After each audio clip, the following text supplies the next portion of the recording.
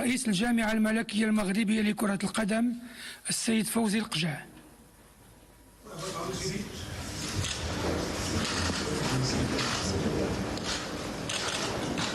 وسام العرش درجة قائد.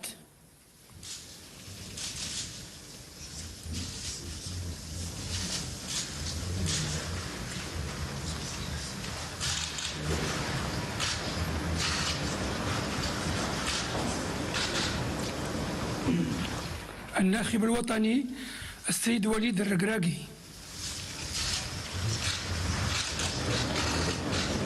استقبال الملكي لمدرب المنتخب الوطني وليد الركراكي الذي استطاع في زمن قياسي بضعة أشهر من تكوين فريق من اللاعبين يتمتع بالتماسك والروح القتالية. وسام العرش درجة قائد. بحرفية عالية وتنافسية قوية وغيرة وطنية صادقة وقيم إنسانية راقية أدى الفريق الوطني منافسات بطولية. اللاعبون: السيد غانم سايس محترف بنادي بشكتاش التركي. وسام العرش درجة ضابط. تكريم ملكي لعميد الفريق الوطني غانم سايس الذي أبان عن روح قيادية في مختلف مباريات المونديال التي جمعت الفريق الوطني. السيد ياسين بونو محترف بنادي اف سي سيفيل الإسباني. وسام العرش درجة ضابط. حامي عرين أسود الأطلس ياسين بونو أول حارس مرمى إفريقي يحافظ على نظافة شباكه خلال 3 مباريات.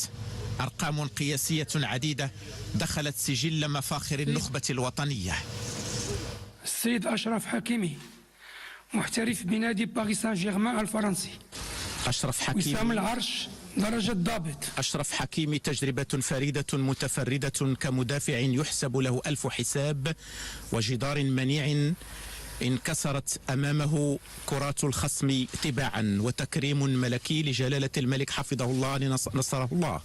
السيد ناصر المزراوي محترف بنادي بايرن ميونخ الألماني.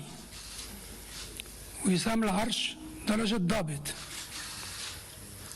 نصير مزراوي ذراع آخر من أذرع دفاع المنتخب الوطني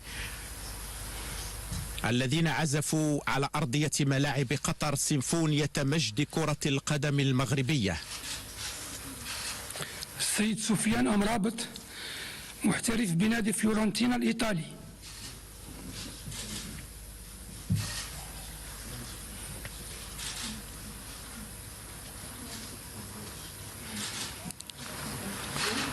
وسام العرش درجة ضابط. وسط الميدان سفيان مرابط وواسطة عقد المنتخب الوطني النفيس بكل عناصره المتسمة بالاحترافية العالية والتنافسية القوية كان حاضرا بقوة في المقابلات السبع لأسود الأطلس. السيد نايف أقرد محترف من نادي ويست هام الإنجليزي خريج أكاديمية محمد السادس لكرة القدم.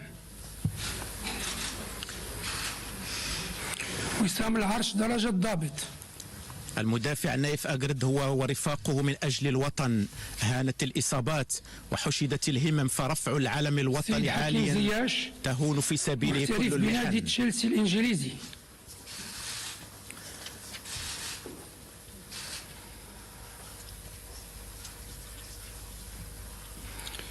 وسام العرش درجة ضابط. حكيم زياش ذو القدم اليسرى الذهبية والروح القتالية العالية المؤمن حتى النخاع بأن النصر لا طعم له إلا تحت الراية الحمراء بالنجمة الخضراء. محترف بنادي أنجي الفرنسي خريج أكاديمية محمد السادس لكرة القدم.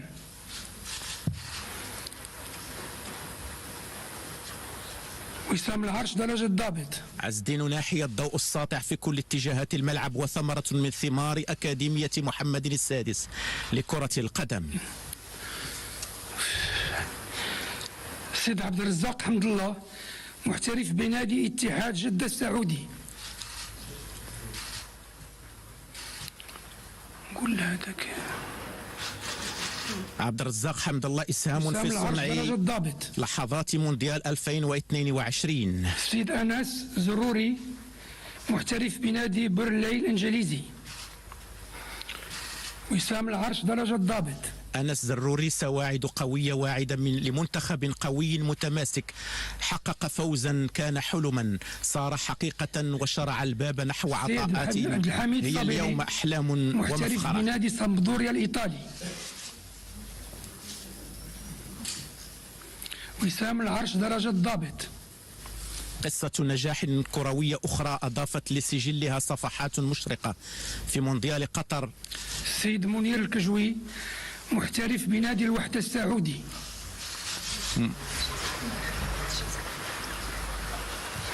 وسام العرش درجة ضابط. منير الكجوي شباك مرمى ملعب تمامة ستظل شاهدة على بلائه الحسن في مباراة المغرب ضد بلجيكا. محترف بنادي كوينز بارك رانجرز الإنجليزي. وسام العرش درجة ضابط. إلياس الشاعر نصف نهائي كأس العالم كان حلما واللعب من أجل الوطن هو الفرصة لتقديم محترف الأفضل. بنادي تولوز الفرنسي.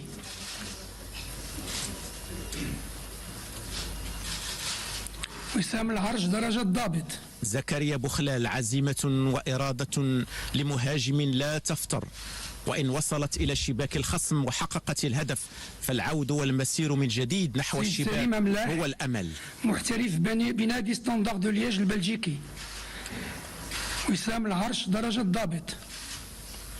سليم أملاح شغف قوي بالقميص الوطني وإرادة تتحدى الصعاب لتشريفه والشرف بارتدائه. الزلزولي محترف بنادي أوساسونا الإسباني.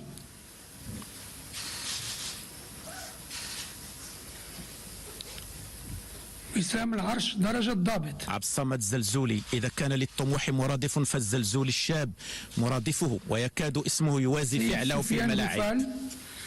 محترف بنادي أنجي الفرنسي. وسام العرش درجة ضابط.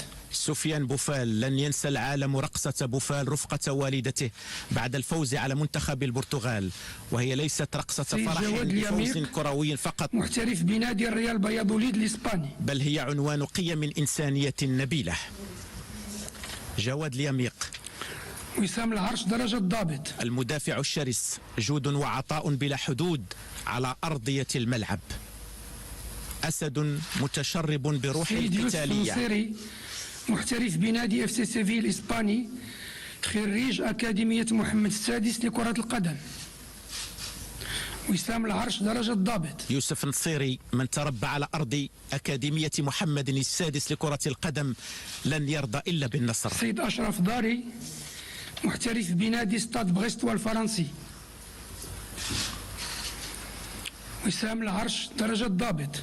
أشرف داري مسار مشرف وموهبة كروية لبت نداء الواجب الوطني. سيد وليد شديرة محترف بنادي باري الإيطالي. وسام العرش درجة ضابط. وليد شديرة مهاجم المنتخب الوطني، فخر واعتزاز بالقميص الوطني وجهد تلو جهد، فالمطلب عزيز وجسر العبور إليه مليء بالمطبات. سيد أحمد رضا التقناوتي محترف بنادي الوداد البيضاوي، خريج أكاديمية محمد السادس لكرة القدم.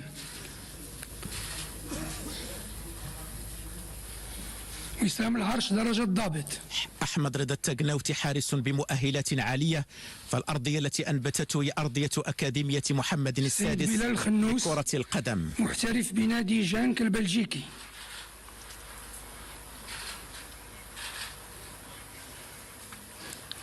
وسام العرش درجة ضابط. بلال خنوس صغير في عمره كبير في وطنيته، عملاق في حلمه، أخلاق الكبار وعزيمة الشباب. بدر بانون محترف بنادي قطر الرياضي.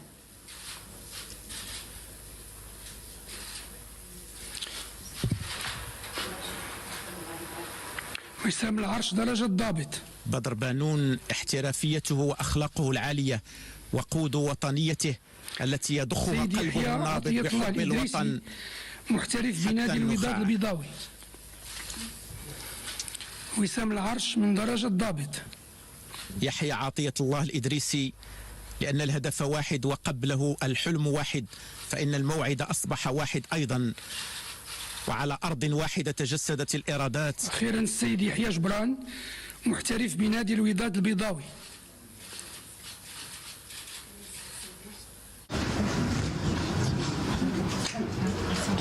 استقبال ملكي سامي يخصص لأعضاء المنتخب الوطني لكرة القدم، وجلالة الملك حفظه الله محفوفا بصاحب السمو الملكي ولي العهد الأمير مولاي الحسن، ومرفوقا بصاحب السمو الملكي الأمير مولاي رشيد، وصورة للتاريخ تاريخي عظيم حققته النخبة الوطنية خلال نهائيات كأس العالم بقطر 2022. مسار متألق أبهر العالم وأرقام قياسية دخلت السجل الذهبي لكرة القدم المغربية، ولن تكتمل صورة الفرح والاعتزاز هاته إلا بأمهات أنجبن رجالا أسودا حرص جلالة الملك حفظه الله على إشراكهن في هذه الملحمة الوطنية والصورة التذكارية، عربون اعتراف لما بذلنه في تربيتهم على الأخلاق العالية والإنسانية قبل الأخلاق الرياضية الكروية.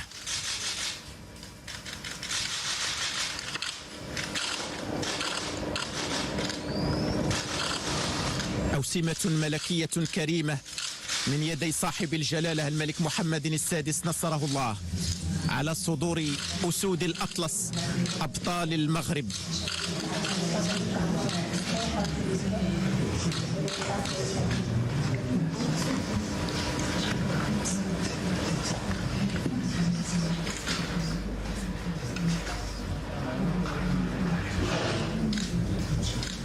كرة القدم الوطنية قالت كلمتها في مونديال قطر 2022.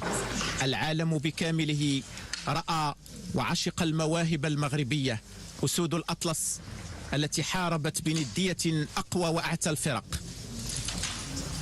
لحظة للتاريخ يقدم خلالها أسود الأطلس إلى صاحب الجلالة الملك محمد السادس نصره الله تذكارا تعبيرا منهم عن المحبة اللامشروطة والوفاء الدائم للعرش العلوي المجيد، والامتنان للرعاية والعناية الملكية السامية التي أحاط بها جلالة الملك حفظه الله أسود الأطلس طيلة منافسات كأس العالم بقطر 2022. هو امتنان وشكر للعناية الملكية الدائمة التي يشمل بها جلالة الملك حفظه الله الرياضة والرياضيين، والتي أثمرت سياسة رشيدة رفعت من شأن الرياضة الوطنية عاليا، وحققت التي أثمرت بفضلها مكاسب وإنجازات للتاريخ تشكل مفخرة أجيال وأجيال.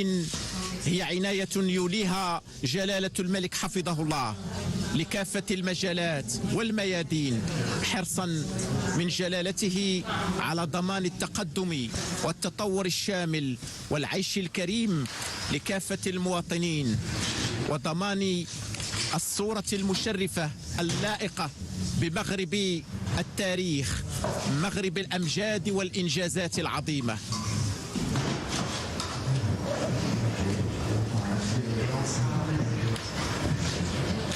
كرة القدم الوطنية هي في فرحة كبرى وعرس كبير وتشريف ملكي تحظى به عناصر النخبة الوطنية، أسود الأطلس التي حاربت بندية أقوى وأعتى الفرق، متصدرة القائمة العالمية لتصعد الدرجة بدورها نحو العالمية. ولن يكون مونديال قطر إلا بداية لصعود يتلوه صعود، فكتيبة وليد الركراكي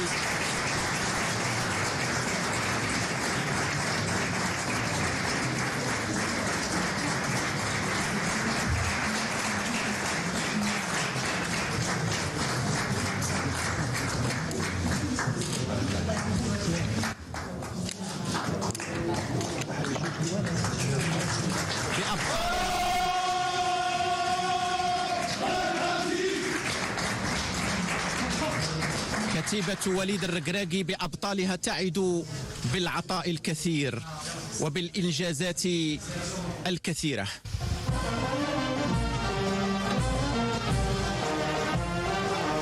الفتح الفتح المغربي هذا فتح أبوابا كبيرة وكثيرة للأمل بأن كل الأحلام قابلة للتحقيق، فأركانها الأساسية قائمة: رؤية ملكية سديدة، وإرادة وطنية راسخة، ولحمة قوية، وثقة ثابتة بأن المستحيل ليس مغربيا تحت شعار الله الوطن الملك.